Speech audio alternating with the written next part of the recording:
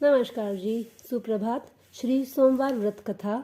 एक समय नैमिषार राय तीर्थ पर 88,000 ऋषि और मुनि श्री वेदव्यास जी शिष्य सूत जी से पूछने लगे कि हे मुनि श्रेष्ठ, इस कलिकाल में समस्त प्राणियों को मन वांछित फल व्रत करने वाले व्रत की कथा विधि विधान सहित कहिए, जिससे मनुष्यों के पाप नष्ट होकर समस्त कामनाओं की सिद्धि प्राप्त होवे।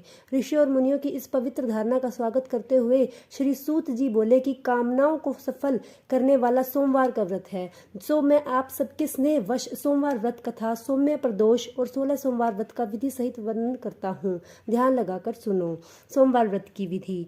सूत जी बोले कि सोमवार व्रत साधारण है और 30 दिन के तीसरे पहर तक करना चाहिए। इस व्रत में फलाहार अथवा पारण का कोई विशेष नियम नहीं है, किंतु दिन रात में एक ही समय भोजन करना अति आवश्यक है। सोमवार के व्रत में शिव पार्वती का पूजन करके शिव महिमा स्तोत्र का पाठ हो सके तो करना चाहिए।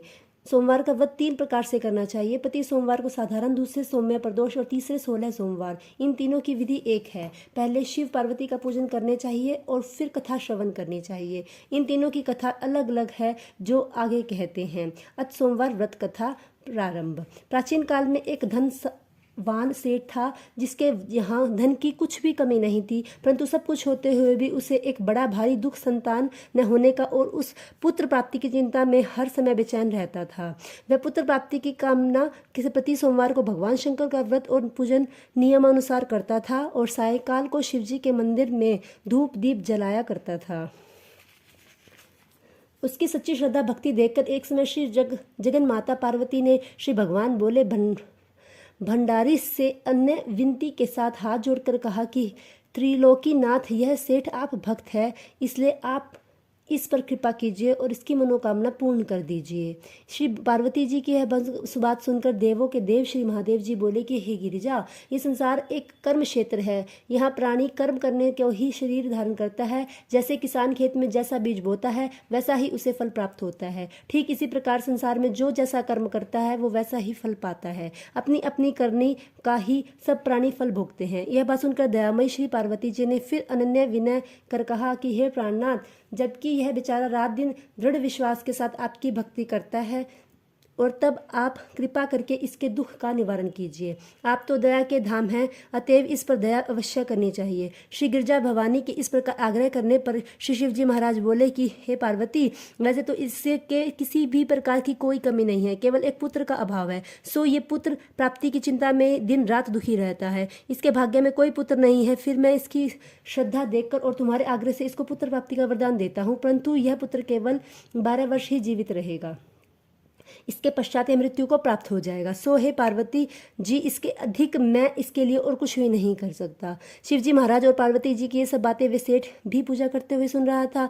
इस बात से उससे न तो कुछ प्रसन्नता हुई और न ही दुख प्राप्त हुआ। वह उसी प्रकार प्रत्येक सोमवार को श्री शिवजी की महाराज का व्रत पूजन करता रहा। इस प्रकार करते करते बहुत दिन व्यतीत हो गए। तब शिवजी की कृपा से उस श्रेष्ठ की स्त्री गर्भवती हुई और 10वें महीने में उसे अत्यंत सुंदर बालक को जन्म दिया। श्रेष्ठ के घर में बहुत खुशी मनाई गई, परंतु सेठ को उसकी केवल 12 वर्ष की आयु जानकर कोई प्रसन्नता नहीं हुई और न ही उसने यह भेद किसी को प्रकट किया। इस प्रकार प्यार दुलार में वह सुंदर बालक 11 वर्ष का हो गया। तब उस बालक की माता ने अपने पति देव से कहा कि हे प्राणनाथ, अब मेरा लाल शाना हो गया है, अतः किसी सुंदर गुण युक्त कन्या से इसका विवाह रचा दीजिए। इस पर सेठ ने कहा कि अभी इसका विवाह नहीं करूंगा, क्योंकि मैं इसे काशी जी पढ़ने को भेजना चाहता हूँ। इतना कहकर सेठ ने उस बालक को मामा को बुलावा लिया और उसे बहुत साधन देकर कहा कि तुम इसे पढ़ने के लिए काशी जी ले जाओ। मार्ग में जहाँ भी ठहरो वहाँ यज्ञ व दान दिल खोल कर करते जाना तथा भूखों को भोजन वस्त्र देते हुए चले जाना। इस प्रकार समझा बुझाकर सेठ ने दोनों को भेज दिया। वे दोनों मामा भांजे यज्ञ रचाते, भूखों को वस्त्र और भोजन तथा ब्राह्मणों को दान देते हुए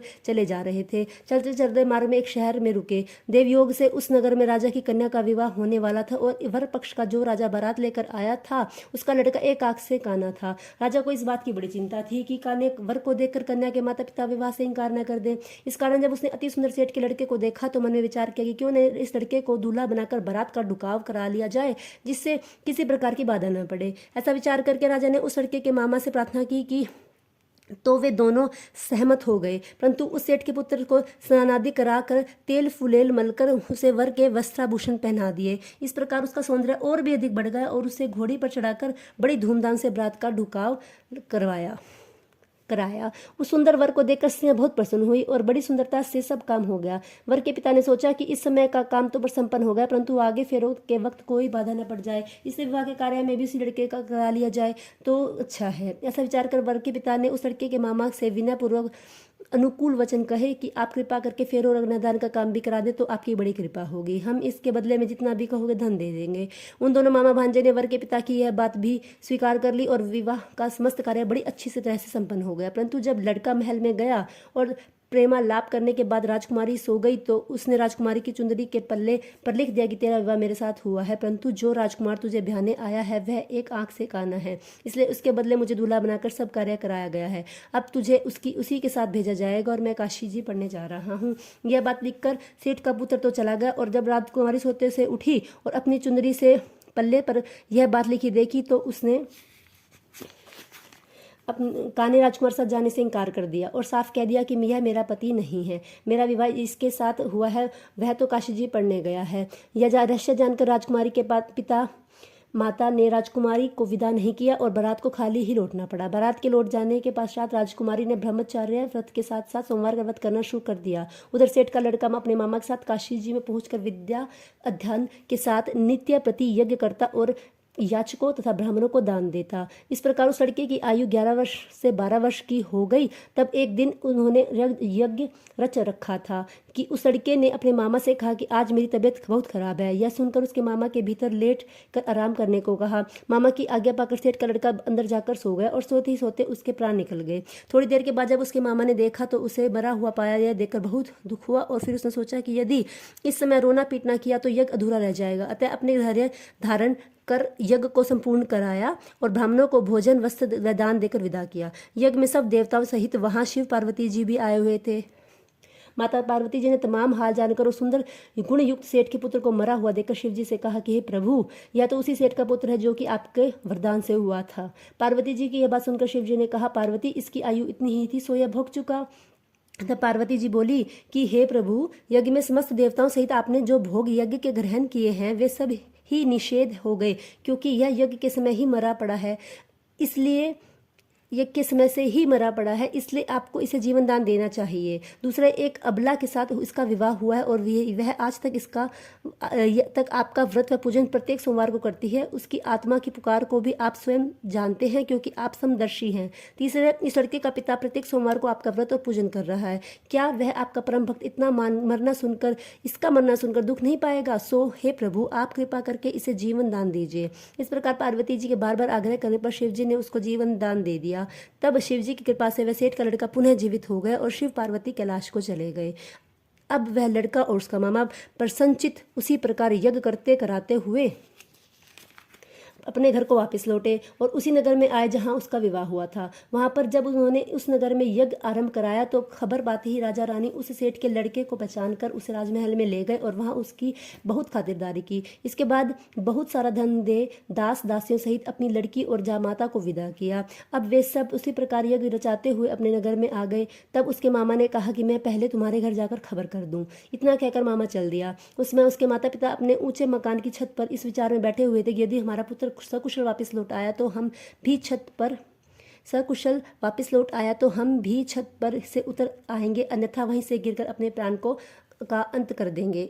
उसी समय लड़के के मामा ने आकर समाचार दिया कि आपका पुत्र सकुशल आ गया है, परंतु उनको विश्वास नहीं था कि हो रहा था कि तब लड़के के मामा ने शपथ पूर्वक तमाम बीता हुआ हाल सुनाया और कहा कि आपका पुत्र राजा की लड़की से विवाह करके अनेक दास दासियों सहित राजकुमारी को लेकर आया है।